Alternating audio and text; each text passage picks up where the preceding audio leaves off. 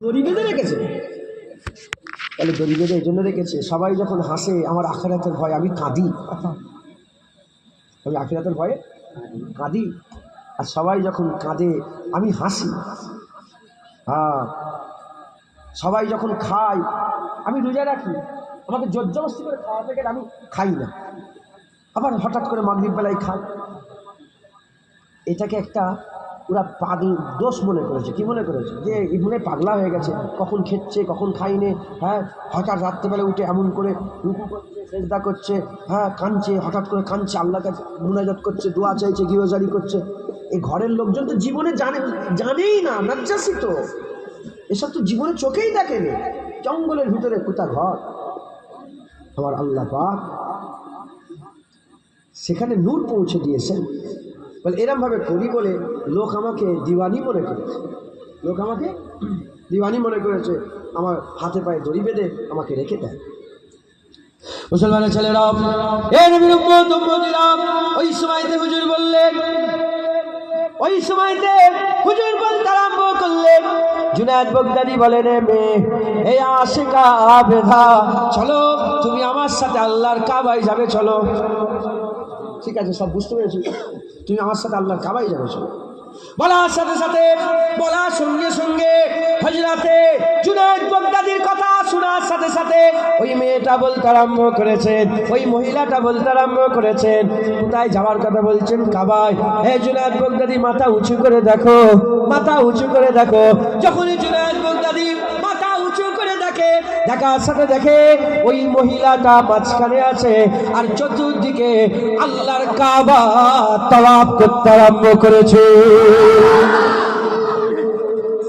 বলার সাথে সাথে হুজুর বলে, সুবহানাল্লাহ বলে, হুজুর বলে, আরে মেয়ে তুমি তো বড় দরজাওয়ালা, যে আমরা তো কাবায় যাচ্ছি, কাবা তো তোমার কাছে এসেছে, তোমার কাছে তো আল্লাহর কাবা এসে গেছে, আমাকে ডেকেছো কেন? আমাকে ডাকার কারণ এই নবীর উম্মত উম্মতিরা, ওই সময়তে হযরতে জুনায়েদ বাগদাদী রাহমাতুল্লাহ আলাইহি বলে, এ মেয়ে তুমি আমাকে ডাকলে কেন?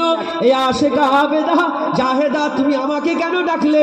বলার সাথে সাথে ওই সময় মেয়েটা বলতে আরম্ভ করেছে, আল্লাহর হুকুম হয়ে গেছে, আল্লাহর হুকুম হয়ে গেছে, কুল্লু নাফসিন যায়কাতুল মউত, সবাইকে মরে যেতে হবে, আমি আমার মাহবুবের দিদারে যাব, বিশাল হবে বিশাল, দিদার হবে দিদার, আমার মওত হয়ে যাবে, মওত হয়ে যাবে, আমার মওত হয়ে যাবে।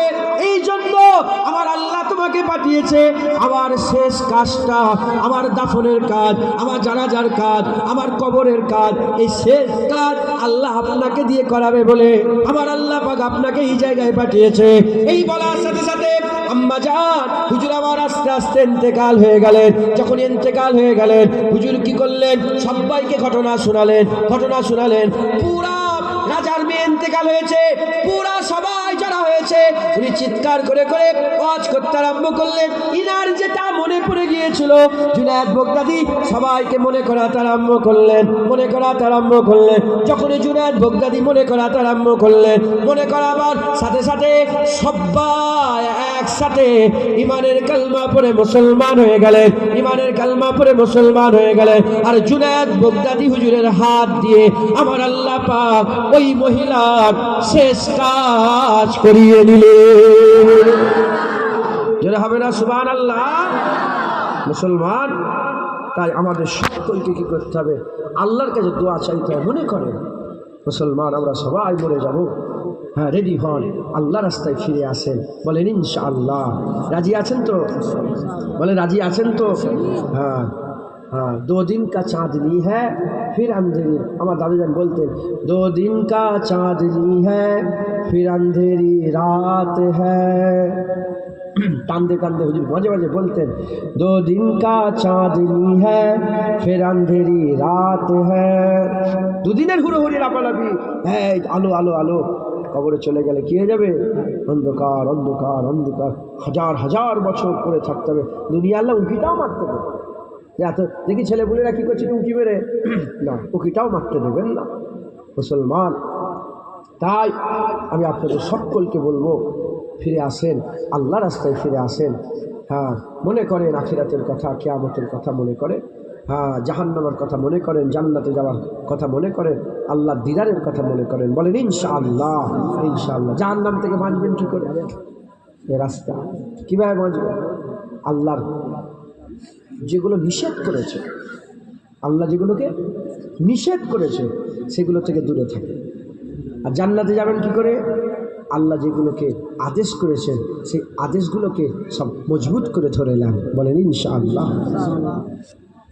নামাজ পড়তে আল্লাহ কি করেছেন? আদেশ। কাজা করতে নিষেধ। রোজা রাখতে আল্লাহ আদেশ, কামাই করতে নিষেধ।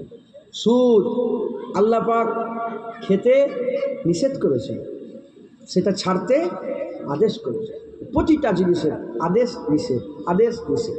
দাড়ি আল্লাহ চাঁচতে নিষেধ করেছে, দাড়ি রাখতে আদেশ করেছে। যখন আপনি নিষেধ থেকে বেঁচে থাকবেন আল্লাহ জাহান্নাম থেকে বাঁচিয়ে রাখবেন। যখন আপনি আদেশগুলো পালন করবেন আল্লাহ আপনাকে জান্নাত দান করবেন। জোরে হবে না সুবহানাল্লাহ? হ্যাঁ। আচ্ছা, বড় লোক হতে চান আপনারা? বড় লোক, এটা একটু বলি, এটা আমার মনে পড়ে, আবার মনে পড়ে গেল আর মনে করলি। বড় লোক সব্বার হতে ভালো লাগে না? হ্যাঁ, আপনাকে যদি দেশের বাদশা করে দেওয়া হয়, বিশাল ব্যাপার, কথা ঠিক না বেঠিক? আমি কোন দিকে ডাকছি আপনাদের ঘরে সেটা বলি, আর একটা কথা বলে এবার আবার এগুলো বলবো। হুজুর পাক বলছেন যে সব্বাইয়ের শেষে জান্নাত। সব্বাইয়ের শেষ ব্যক্তি, প্রতিটা জিনিস একটা শেষ আছে তো, বলেন না? যখন জলসা শেষ হয়ে যাবে, সব যেতে যেতে যেতে যেতে যেতে যেতে শেষ একটা লোক তো বেরোবে। হ্যাঁ, বলেন না? জি জি। আমি বড় পীর সাহেব আব্দুল কাদের জিলানী রহমতুল্লাহ আলাইহির মাজারে ঢুকেছি, দরজা বন্ধ ছিল, বড় পীর সাহেব হুজুরের দরজা বন্ধ ছিল। আর আমার মনে মনে হলো মনে দরজা আর খুলবে না। তাহলে কোনো একটা ভিআইপি কেউ এসেছিলেন, বুঝছেন? ভিআইপি বলতে ভিআইপি নয়, অলির দরবার মানে বড় একজন আলেম ছিলেন, এসেছিলেন ইন্ডিয়া থেকে, আমি নাম বলছি, খুব বড় একজন গিয়েছিলেন। তো তিনার জন্য দরজা খোলা হয়েছে, দরজা তিনার জন্য খোলা হয়েছে ভিতরে। আমরা ফকির ফাকর মানুষ, আমাদের করে এমনিতেই কেউ চেনে নি। বললাম না যে খাদেম অনেক রকম আছে, কেউ বিছান গুছিয়ে দেয়, কেউ ড্রাইভারি করে, আবার কেউ পায়খানাও সাফ করে, ম্যাথরের কাজ করে, আছে না নেই? সবচেয়ে খারাপটা বলে তো বসে বসে ওখান থেকে দাঁড়িয়ে দাঁড়িয়ে বলে, হুজুর আমি আপনার মুরিদের ঘরের ছেলে। দাদা হুজুর বড় পীর আব্দুল কাদের জিলানী হুজুর কাদিরিয়া তরিকার মুরিদ নয়, তিনি মুকাম্মাল পীর ছিলেন না, মুরিদ ছিলেন, আবার আমল করে তিনি মুকাম্মাল পীর হয়ে গিয়েছিলেন। জোরে বলেন। আর বড় পীর আব্দুল কাদের জিলানী হুজুর নিজে বলেছেন, হ্যাঁ আবু বকর, তুমি আমার কাদেরিয়া তরিকাটা আমল করবে না? হুজুর তো শুরু করেছিলেন নকশবন্দিয়া। দাদা হুজুর তরিকার মাস করেছেন কোথা থেকে? নকশবন্দিয়া থেকে। বড় পীর সাহেব নিজে বলেছিলেন যে আমার কাদিরিয়া তরিকা তুমি আমল করো একবার। জোরে বলেন। একটা ঘটনা আছে না, বড় পীর সাহেব হুজুর একটা আওলাদ এসেছিল ছোট, এই দাদুজানের এই বেটাজানের দরবারে, দাদা হুজুরের দরবারে, প্যান্ট শার্ট পরা, দাড়ি চাচা। এই ঘটনা শোনেন না? দাদা হুজুরকে দাঁড়িয়ে পড়লেন, সব খলিফারা বললেন, হুজুর এখান থেকে দাঁড়ালেন কীভাবে? তুমি জানো নি বড় পীর আব্দুল কাদের জিলানী আমার পীরের আওলাদ, তাই আমার পীর ওখান থেকে দেখছি, আমি এখান থেকে ওখানে দেখাটাও দেখতে পেয়েছি একবার। জোরে বলেন। হ্যাঁ, যেদিন দাদা হুজুরে গেলাম, হ্যাঁ পীরের, তিনার পীরের আওলাদ, তিনাকে সম্মান করে। আমি তো মুরিদের ছেলে, কথা ঠিক না বেঠিক? আমিও ধীরে ধীরে বলছি, হুজুর আপনার মুরিদের ছেলে আমি এসেছি, এর আগে কেউ কোনোদিন ঢুকেনি। দাদা হুজুর আওলাদ কেউ এখানে আসেনি। হুজুর এসছি, হুজুর তুই দরজাটা খুলে ঢুকাতেন, আল্লাহকে মিথ্যে কথা বলে যেন জুবান বন্ধ হয়ে যায়। এরকম মনে মনে হচ্ছে, এসব কথা বলছি যে আল্লাহ পেয়ে দোয়া চাইছি, আল্লাহ একটু জায়গা হবে না। হঠাৎ করে দেখি দরজা ঢুকো ঢুকো ঢুকো, ঢুকে গেছে, ভিতরে ঢুকে গেছে, ঢুকে একদিকে দিলে। এবার বলছে, হুজুর আমি যেন শেষ বেরোই, আমি যেন এই শেষের কথাই মনে পড়ে যায়, আমি যেন শেষ বেলায় বেরোই। আল্লাহ সেটাও কবুল করেছে, সবাই বেরিয়ে যাওয়ার পর আমি শেষ বেলায় বেরিয়েছি। বেরিয়ে দরজার এখানে আবার বসে পড়েছে। যাই হোক, যে প্রতিটা জিনিসের একটা শেষ আছে, প্রতিটা জিনিসের একটা শেষ আছে। তো জান্নাতে যে শেষ বেলায় ঢুকবে আল্লাহ তাকে ডাকবে, গরিব মানুষ, নুন আনতে পান্তা ফুরিয়ে যায়, কথা আছে না, নুন আনতে পান্তা ফুরিয়ে, অভাবী সংসার, হ্যাঁ, জ্বালা যন্ত্রণার সংসার, হ্যাঁ, এসি নেই, হ্যাঁ, খুব কষ্টের সাথে। শোনো শোনো শোনো, যে সব্বাইয়ের শেষে জান্নাতে যাবে আল্লাহ তাকে ডেকে বলে, বান্দা কি চাও? আল্লাহ সবচেয়ে বড়, আল্লাহ তার সাথে কথা বলবে, এটাই তো তার সেরা হয়ে গেল। জোরে বলেন আল্লাহ বলে কি চাও? ওই সময় বান্দা বলবে, আল্লাহ আমি কি চাই? আপনি আমাকে জান্নাত দিয়ে দিয়েছেন, এটাই আমার জন্য যথেষ্ট, আমি কিচ্ছু চাই। আল্লাহ বলবেন, বলো কি চাও? আল্লাহ আপনি জান্নাত দিয়েছেন, আর বলো কি চাও? 3 বার। তখন আল্লাহ পাক নিজে বলবেন, আচ্ছা বলো তো বান্দা, তোমাদের দুনিয়াতে কত রাজা বাদশা ছিল? আল্লাহ অনেক রাজা বাদশা ছিল। তারা কেমন আরাম করত? আল্লাহ তারা খুব আরাম করত, তাদের আরামের শেষ নেই। পার্সোনাল জেট, পার্সোনাল বিমান উড়ে উড়ে যাচ্ছে, দেখেন না আপনারা? হ্যাঁ, রাজা রাজাকে দেয়, বিমান দিচ্ছে, দেখেন না আপনারা? ফিলিস্তিনি মুসলমান পানি খেতে পারছে না, বিমান দিচ্ছে, দেখেন না আপনারা? আরে নেটে দেখেন না আপনারা? আমি আর বলছি না খুলে, ওদিকে ফিলিস্তিনি মুসলমানরা পানি খেতে পারছে না, ঘাসকে রান্না করে খাচ্ছে, আর এখানে মিডল ইস্টের আরব বাদশারা, হ্যাঁ, শয়তানকে রাজি করার জন্য প্লেন দিচ্ছে। কথা ঠিক না বেটি? আল্লাহ অনেক আরাম করত। আল্লাহ বলবেন যে আচ্ছা বলো তো, গোটা পৃথিবীটা যদি একটা রাজার হতো, সে কত আরাম করত? আল্লাহ তার আরামের শেষ নেই, তার আরামের শেষ নেই, তার খুশির ঠিকানা নেই, তার আমোদ ফুর্তির ঠিকানা নেই। আল্লাহ বলে, যাও, একটা নয়, দুটো নয়, তিনটে নয়, চারটে নয়, পাঁচটা নয়, ছটা নয়, 7টা পৃথিবীর বাদশার যে আরাম আমি আল্লাহ তোমাকে দান করে দিলাম। আর এটা বাড়তেই থাকবে, বাড়তেই থাকবে, বাড়তেই থাকবে। অপরন্ত আমি আল্লাহ রাজি খুশি হয়ে গেলাম, আমি আল্লাহ আমার দিদারের তোমাকে কাবেল বানিয়ে দিলাম। আর কি জোরে হবে না সুবহানাল্লাহ? কোথায় যাচ্ছেন? এদিকে আসেন, এদিকে বলেন ইনশাআল্লাহ, বলেন মুসলমানের ছেলেরাও, এর বিরুদ্ধে আমাদের মধ্যে মনে করাচ্ছি, আমাদের মধ্যে দুটো জিনিস আছে। একটা রূহ আছে, যেটা আলামে আরওয়াহ থেকে আল্লাহ আমাদের মধ্যে দিয়ে দিয়েছে, আর দুনিয়াতে একটা পয়দা হয়েছে, তার নাম হচ্ছে নফস। নফস জাহান্নামের দিকে নিয়ে যায়, রূহ জান্নাতের দিকে নিয়ে যায়। আল্লাহ যেগুলোকে নিষেধ করেছে সেগুলো কাজ করার জন্য, সেগুলো বেশি বেশি করানোর জন্য নফস আমাদের করে প্ররোচনা দেয়, নফস আমাদের করে ওই দিকে ঠেলে নিয়ে যায়। আর রূহ আল্লাহ যেগুলোকে আদেশ করেছে সেগুলো করার জন্য উৎসাহিত করে দেয়। এই নবীর উম্মতিরা, আমাদের দিলের আমাদের ভিতরে নফস আওয়াজ দেয়, আমাদের ভিতরে রূহ আওয়াজ দেয়, নফস আওয়াজ দেয়, রূহ আওয়াজ দেয়। আমরা কি করি? আমরা কি করি? বেশিরভাগ ক্ষেত্রে নফসের কথা শুনে নি, রূহের কথা ত্যাগ করি, নফসের কথা শুনে নি, রূহের কথা ত্যাগ করে। এই নবীর উম্মতিরা এই করে করে আল্লাহ পাক যেগুলোকে নিষেধ করেছেন সেই কাজগুলোকে আমরা বেশি বেশি করে করি, আর আল্লাহ পাক যেগুলোকে আদেশ করেছে সেই কাজগুলো থেকে আমরা দূরে থাকি, সেই কাজগুলো থেকে আমরা দূরে থাকি। আল্লাহ না করেন যদি এরকমই চলতে থাকে আমাদের ঠিকানা খারাপ হয়ে যাবে, আমাদের ঠিকানা খারাপ হয়ে যাবে।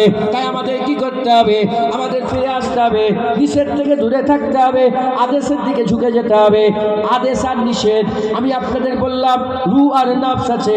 যদি আমরা আদেশটাকে পালন করতে চাই তাহলে রূহকে শক্তিশালী করতে হবে, আর নিষেধ থেকে যদি বাঁচতে চাই তাহলে নফসটাকে কমজোর করতে হবে। তাহলে আমাদের সকলকে এমন কিছু কাজ করতে হবে যে কাজে নফস কমজোর হয়ে যায়, রূহ তাকত পেয়ে যায়। যখনই নফস কমজোর হয়ে যাবে আদেশ থেকে নিষেধ থেকে আমরা দূরে থাকবো, যখনই রূহ শক্তিশালী হয়ে যাবে আমরা আদেশের দিকে ঝুঁকে যাব।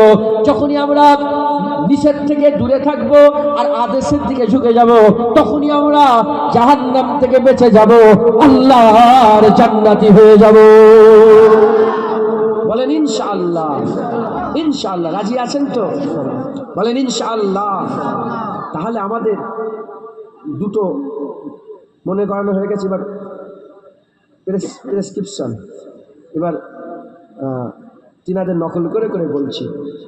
দুটো জিনিস আমাদের খেয়াল, একটা হচ্ছে রূহকে শক্তিশালী করতে হবে, নফসকে দুর্বল করতে হবে।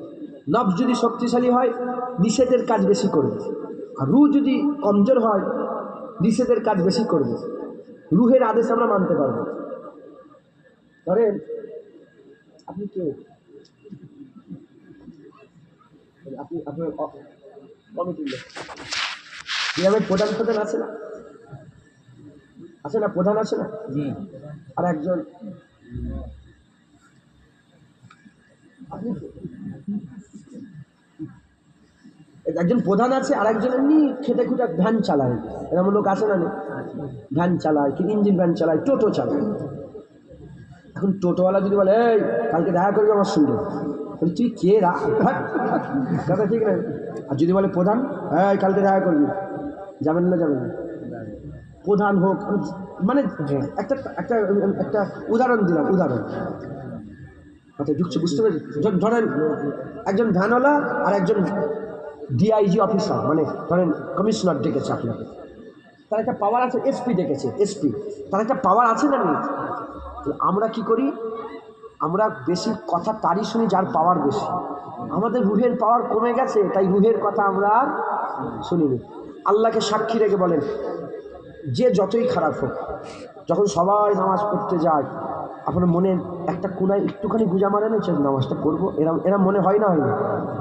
জলসায় যখন সবাই বসে আপনার মনের কোনো কোনায় গুজা মারে না যে চলো জলসায় গিয়ে বসি? কিন্তু আমরা ভালো আদেশটা পালন করতে পারি না, কারণ আমাদের রূহ কমজোর। আমাদের কি করতে হবে, নফসকে কমজোর করতে হবে, গুন্ডাটাকে কমজোর করতে হবে, রূহকে তাকতবর করতে হবে। যখন রূহ তাকতবর হয়ে যাবে, যেমন আমরা নিষেধগুলোকে ঝটঝট করে করছি, যখন নফস কমজোর হয়ে যাবে আর রূহ যখন তাকতবর হয়ে যাবে, আমরা আদেশগুলোকে ঝাঁটাঝাট করে পালন করব। যেমন আমার বাপজানেরা সব বসে আছেন, এই ভাইজানরা বসে আছেন, যেমন পালন করে, একবার জোরে বলে, আর কি জোরে হবে না সুবহানাল্লাহ? আর দাড়ি তো বড় হয়, বেশি বড় দাড়ি রাখা যায় না, দাড়িও রাখার একটা হিসাব আছে না শরীয়তে। দাড়িজন কি করছেন, এরকম করে দিয়ে, হ্যাঁ এত দাড়ি লম্বা নিষেধ আছে যে যাতে পেশাব ছিটকে লাগার ভয় থাকে, একের জন্য এত বড় দাড়ি রেখেছে। পেশাব করতে বসলে নাভির তলায় দাড়ি চলে যাচ্ছে, পেশাব ছিটকে লাগার ভয় আছে না, ওই দাড়ি রাখা নিষেধ আছে, ওই দাড়ি রাখা নিষেধ আছে। এক মুষ্টি দাড়ি রাখবেন, এটা ইমামে আজম আবু হানিফা হুজুরের মত, আর হুজুর পাক সাল্লাল্লাহু আলাইহি ওয়াসাল্লামের সুন্নাত, একবার জোরে বলেন সুবহানাল্লাহ। অতএব অনেকে আছে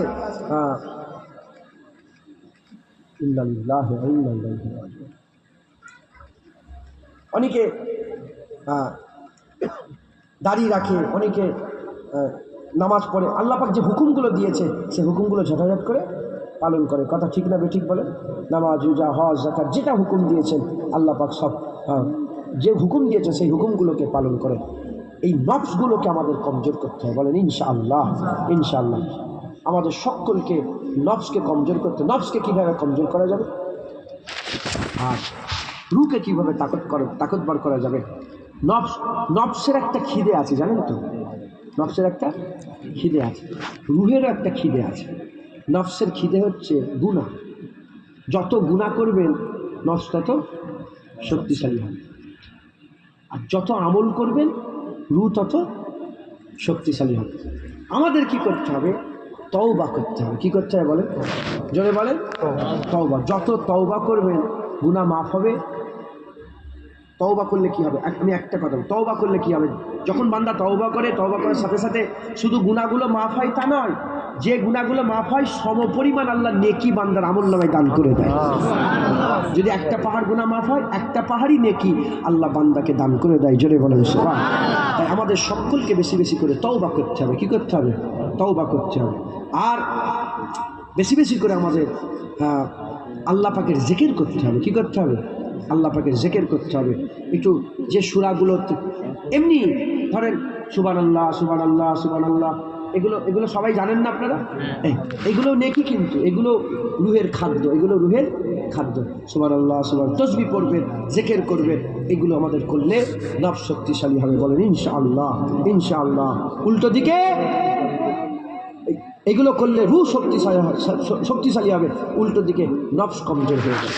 আল্লাহ আমাদের সকলকে এই আদেশ থেকে আদেশ আর নিষেধ, এই নিষেধ থেকে বাঁচার তৌফিক ইনায়াত করেন, আদেশের কাজগুলো বেশি বেশি করে করার তৌফিক ইনায়াত করেন, বলেন ইনশাআল্লাহ। আর যখনই দেখবেন আপনি মাঝখানে আছেন, ধরেন নামাজ পড়তে হবে, নামাজ পড়তে হবে, মন বলছে তো ভাল লাগে না, যখনই ভাল লাগে না বলবেন, আপনি সঙ্গে সঙ্গে জাহান্নামের কথা মনে করবেন, মনে আছে, মনে করালুন তো জাহান্নামের কথা। আর যখনই তাও হচ্ছে না, জান্নাতের আশা করবেন, দেখবেন আপনার ওই কাজটাকে করা আল্লাহ আসান করে দিচ্ছেন। একবার জোরে বলেন হযরত ইমামে গাজ্জালী রহমাতুল্লাহ আলাইহ, আল্লাহ উনার মাজার আমাকে জিয়ারত করিয়েছেন। ইমামে গাজ্জালী রহমাতুল্লাহ আলাইহ তিনি